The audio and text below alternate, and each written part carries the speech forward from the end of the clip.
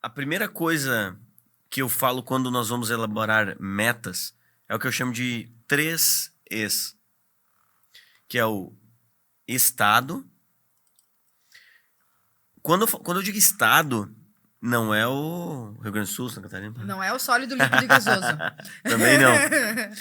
Até porque é um grau que muda do estado líquido pro gasoso e vice-versa. Sim. Às vezes a gente tá 1 grau de virar a chave e falta um detalhe para isso. Então nós precisamos olhar para o estado emocional, a estratégia e a execução. Se eu tenho uma estratégia, ou seja, é isso que eu tenho que trilhar para chegar na minha meta, e eu começo a executar, mas eu tenho baixos níveis de dopamina tônica. O que significa isso, Felipe? Ao longo de um dia, nós temos disparos tônicos de dopamina. Sim. Então, a gente tem disparos tônicos de dopamina. Agora que você acabou de dar uma mordida no peixe, você teve um leve disparo fásico de dopamina, que é quando você faz algo que te traz motivação. E comer é motivador para o ser humano. A dopamina, por muito tempo, ela foi vista como o neurotransmissor da recompensa. E ela não é da recompensa, a não ser em uma outra combinação neuroquímica. Ela é da motivação, do desejo. Então, o pico maior da dopamina é quando tá chegando a encomenda. E não quando você come o alimento. Quando você está na espera. Exato. Então, algumas vezes na vida, as pessoas, elas têm uma estratégia do que fazer, estão até executando, mas elas não estão desenvolvidas emocionalmente para enfrentar os desafios e os percalços. Então, a expectativa mental dela é de não chegar onde ela quer chegar. Ela não se vê capaz de alcançar aquilo. Sim. Então, a primeira coisa que eu preciso trabalhar é o emocional. Que o estado é o estado emocional. Porque se a pessoa emocionalmente ela não tem autocontrole, no primeiro percalço, tem, por exemplo, uma das coisas que me pedem muito, principalmente no Instagram, Felipe, fala mais sobre procrastinação.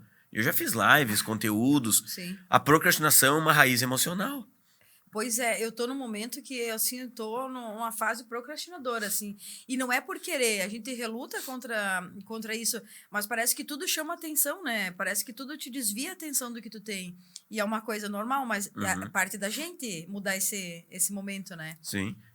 Pesquisadores alemães fizeram um estudo onde eles observaram através de mecanismos de imagem, MRI, eles avaliaram e perceberam o cérebro dos procrastinadores e o cérebro de não procrastinadores. Primeiro que todos nós procrastinamos, mas nem todos somos procrastinadores. Sim. Então, é diferente. Que alívio, é momentâneo, gente. É momentâneo se eu resolvo. Pois é. Porque o ser humano se adapta à circunstância em que vive, mesmo que seja ruim. Nossa, eu não admito parar a caminhada agora, sabe? Chega de procrastinação, amanhã é outra vida. Aí tu tem que ter um propósito maior do porquê não parar. Com certeza eu vou sair daqui hoje com um propósito muito maior.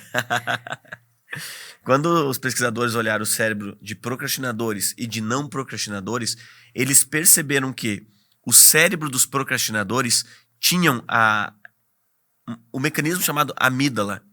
Quando eu falo em amígdala, eu gosto de clarificar um detalhe, porque teve uma palestra que eu falava sobre esse mecanismo cerebral. Sim. E no final veio uma pessoa e disse assim: Felipe, agora eu sei o porquê eu não consigo alcançar meus objetivos. Eu precisei fazer uma cirurgia e eu tirei minhas amígdalas. Esse aí eu ouvi, eu achei o máximo. A gente ouviu junto. E foi mais de uma vez que aconteceu isso. Por isso que hoje, toda vez que eu falo sobre amígdala, eu uso esse exemplo para explicar que é um mecanismo cerebral que é relacionado ao sistema de defesa, que é o sistema de luta ou fuga. Sim.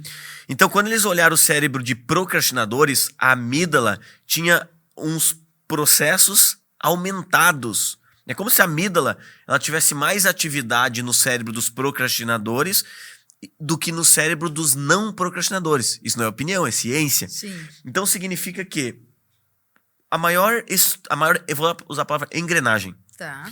A maior engrenagem do cérebro humano é a engrenagem relacionada à aversão, à perda e a risco.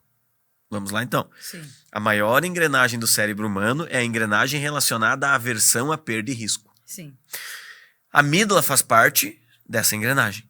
É o chefe da engrenagem. Sim. Então, se ela tem mais estímulos acontecendo nela, significa que eu tenho uma hipersensibilidade maior ao medo, ao risco, ao será, e se der errado, e se não der. E tudo aquilo que pode dar a sensação de será, o que o cérebro vai fazer? Vai desencadear esse medo, vai ativar o sistema de luta ou fuga, e eu vou procrastinar. Então, a procrastinação eu só consigo resolver trabalhando a minha estrutura emocional. Antes você citou ali, Sim. já aqui dos psicólogos, dos psiquiatras. Eu sempre adoro quando os meus alunos vêm buscar neurociências e eles também têm um acompanhamento de profissionais dessa linha.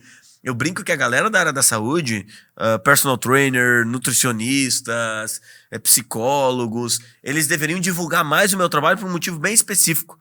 O que eu defendo essas profissões especificamente, Sim. porque a maioria das pessoas eles buscam a medicina, a saúde na doença e não na saúde. A psicologia, nós deveríamos buscar psicologia para não precisar buscar o psicólogo, entende? Sim. E não o contrário, mas a maioria das pessoas elas vão quando aquilo já está dilacerado. E que bom que pede ajuda e vão quando está dilacerado. Mas por que, se eu poderia, quando o meu carro começou a falhar, eu já levar no mecânico, eu não esperar o carro parar de vez? Sim. E aí eu vejo que para parar de procrastinar, muitas vezes é uma combinação. As pessoas tiveram os melhores resultados, são as pessoas que fizeram os treinamentos e que associaram isso com terapia.